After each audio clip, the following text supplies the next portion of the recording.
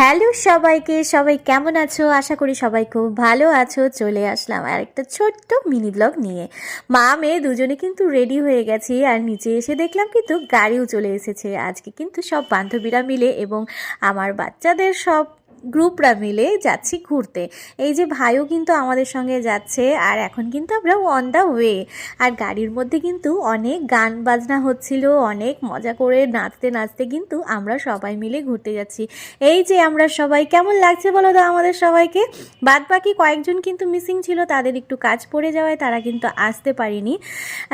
Next আবার কোনো জায়গায় যদি ঘুরতে যাই আবার অবশ্যই আমরা একসঙ্গে যাব। আর এই দেখো গাড়ির মধ্যে কতটা আমরা মজা করছিলাম, হই হুল্লোড় করছিলাম।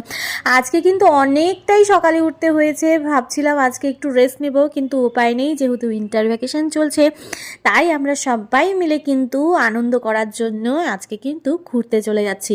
আর সত্যি কথা বলতে আমরা যখন একসঙ্গে হই না, মানে নিজেদের বয়সটাও কিন্তু ভুলে যাই, আমরাও কিন্তু একদম ছোট্ট হয়ে যাই।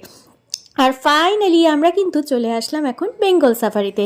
হ্যাঁ, 2 বছর আগেও কিন্তু আমরা বেঙ্গল সাফারিতে এসেছিলাম এবং আজকেও কিন্তু আবার আমরা বেঙ্গল সাফারিতে চলে আসলাম। কারণ আমাদের যে ছোট ছোট বাচ্চাগুলো আছে না, ওদের শুধু পেছনে একটা লেজই নেই। অন্য কোথাও নিয়ে গেলে এরা দৌড়াদৌড়ি করতে মানে একটা স্পেস পাবে না খেলার জন্য। তাই কিন্তু আমরা বেঙ্গল সাফারিতেই আসি, যাতে বাচ্চারা একটু সুন্দরভাবে ঘুরতে পারে, তারপরে বাঘ থেকে শুরু করে অনেক ধরনের জন্তু জানোয়ার দেখতে পারে। তো তার জন্যই কিন্তু আমরা বেঙ্গল সাফারিটাকেই প্রেফার করি। আর এই যে এসেই কিন্তু আমরা সকাল সকাল ব্রেকফাস্ট নিয়ে বসে পড়েছি। আগে এখানে খাওয়া দাওয়া সারবো বাইরে, তারপরেই কিন্তু আমরা ভেতরে টিকিট কেটে ঢুকে যাব। হ্যালো, আমাদের সকালের ব্রেকফাস্ট কমপ্লিট। এবার আমরা যাচ্ছি ভেতরে বেঙ্গল সাফারি।